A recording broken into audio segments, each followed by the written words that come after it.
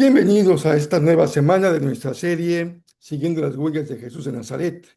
Hoy veremos un tema realmente interesante, importante, también profundo, la transfiguración de Jesús. Esta es la meditación 139, basada en Mateo 17, 1 al 13 y Éxodo 34, 29 al 35.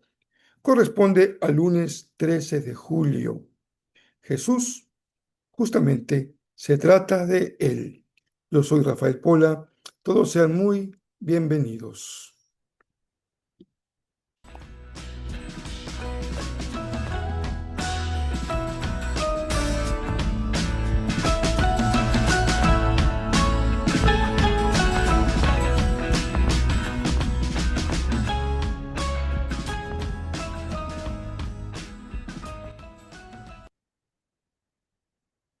Conviene ir prontamente al texto bíblico que nos corresponde para este lunes 13 de julio. Estamos en el Evangelio según San Mateo y sobre él vamos a compartir algunas reflexiones al final de la lectura del texto. Dice así: 6 días después, Jesús tomó a Pedro y a los dos hermanos, Santiago y Juan, y los llevó a una montaña alta para estar a solas. Mientras los hombres observaban, la apariencia de Jesús se transformó a tal punto que la cara le brillaba como el sol y su ropa se volvió tan blanca como la luz. De repente aparecieron Moisés y Elías y comenzaron a conversar con Jesús. Pedro exclamó: Señor, es maravilloso que estemos aquí. Si deseas, haré 3 enramadas como recordatorios, una para ti, una para Moisés y la otra para Elías. No había terminado de hablar cuando una nube brillante los cubrió, y de la nube una voz dijo: Este es mi Hijo muy amado, quien me da gran gozo.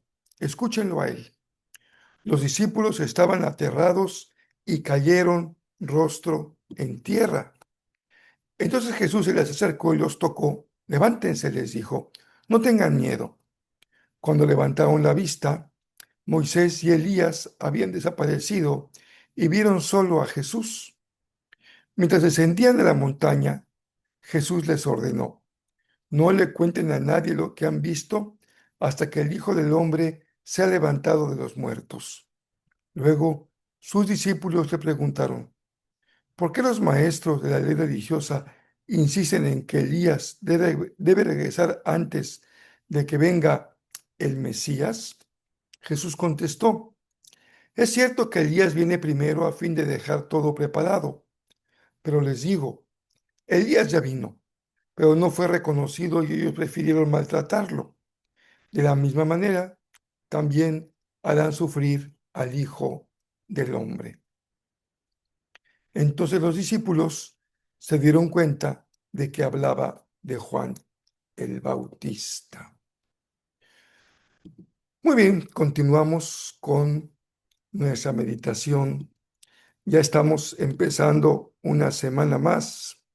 Gracias a Dios porque podemos seguir las huellas de Jesús de Nazaret. Y miren, creo que una bendición que viene unida a la serie de meditaciones es que durante estos meses, desde febrero, todos los días nos hemos mantenido pensando en Jesús, aprendiendo de Jesús, siguiendo a Jesús, admirándonos con Jesús, día a día en las huellas de Jesús. Y ya de entrada creo que en ello hay una enorme bendición para cada uno de nosotros.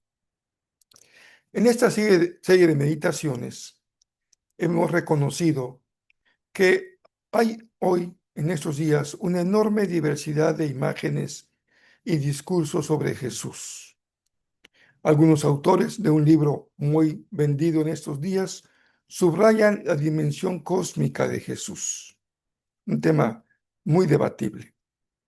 Otros lo presentan como el centro y el sentido mismo del universo. También me he encontrado con un libro de un famoso predicador, que a mí me gusta escucharlo de vez en cuando, que destaca la genialidad humana de Jesús. Es su capacidad ética. También seguimos su sensibilidad frente al sufrimiento y su enorme lucidez frente al poder que se venía encima de él y los discípulos. También encontré un libro de Benedicto XVI, el ya difunto expapa, sobre Jesús.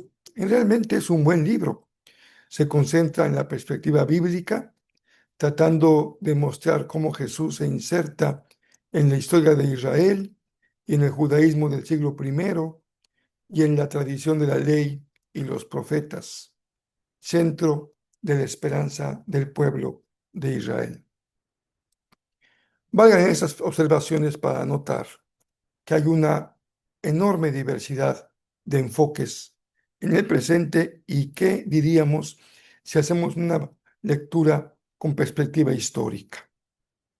La pregunta que surge para nosotros entonces el día de hoy como cristianos, más allá de diferencias, grupos, denominaciones, sectas incluso, si tuviéramos que decirlo en muy pocas palabras, yo te formulo esta pregunta.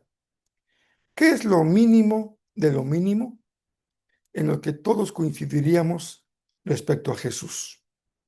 Es decir, ¿cuál es la respuesta básica que podría sostener y articular todas estas perspectivas diversas, sin que neguemos sus diferencias, pero ordenándolas desde un centro firme? Yo creo que mucho ayudaría tener presente la escena de la transfiguración en Mateo 17, 1 al 13. Porque en este pasaje el Evangelio nos da una clave muy poderosa para responder a esa pregunta sobre la identidad fundamental y básica de Jesús. No se trata de un milagro espectacular.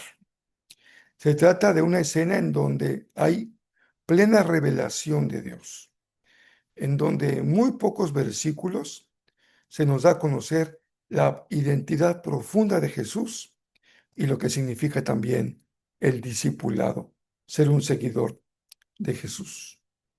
Como hemos leído, en este monte, Jesús aparece acompañado por dos figuras fundamentales del Antiguo Testamento: Moisés, sin duda, el gran legislador, y Elías, sin duda, uno de los grandes profetas. Moisés representa la ley, el corazón mismo de la alianza, la Torá, la que le da estructura a la vida del pueblo de Dios. Y Elías representa a los profetas, es decir, la voz de Dios con un permanente llamado a la conversión, que denuncia la injusticia, pero anuncia la esperanza.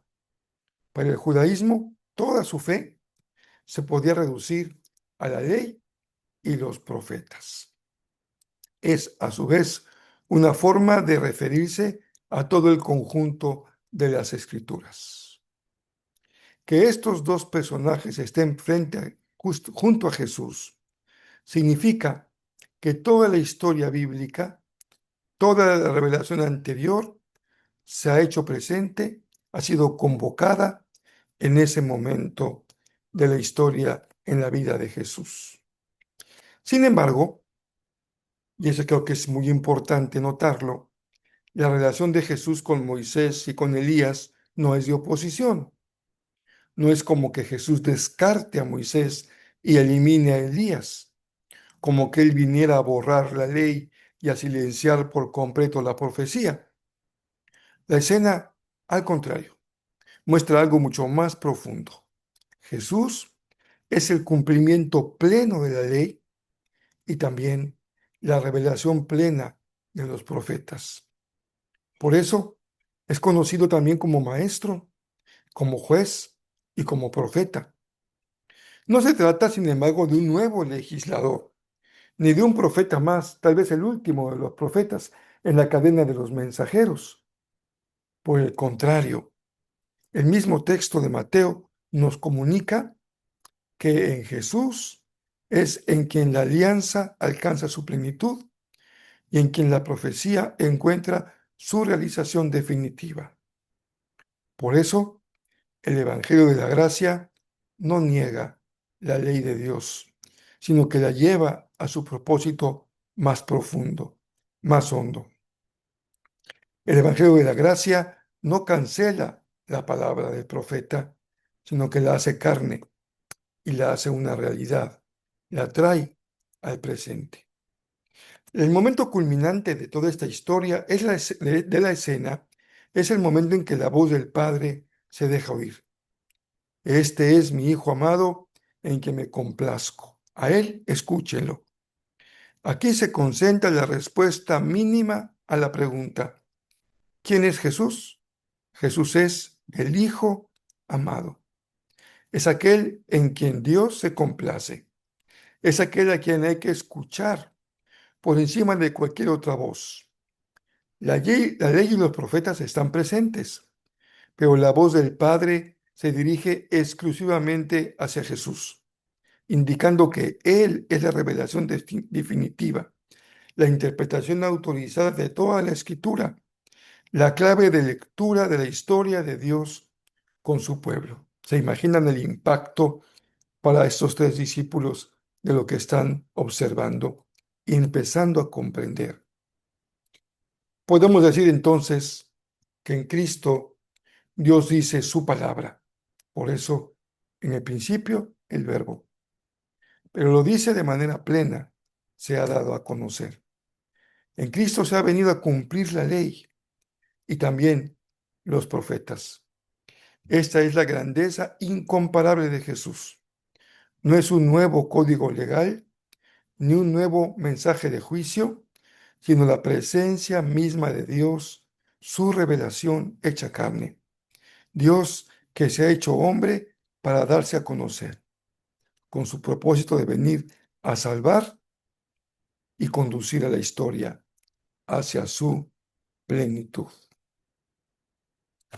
Pero no solamente nos dice en este pasaje quién es Jesús, también se nos dan pistas importantes sobre lo que significa seguir a Jesús.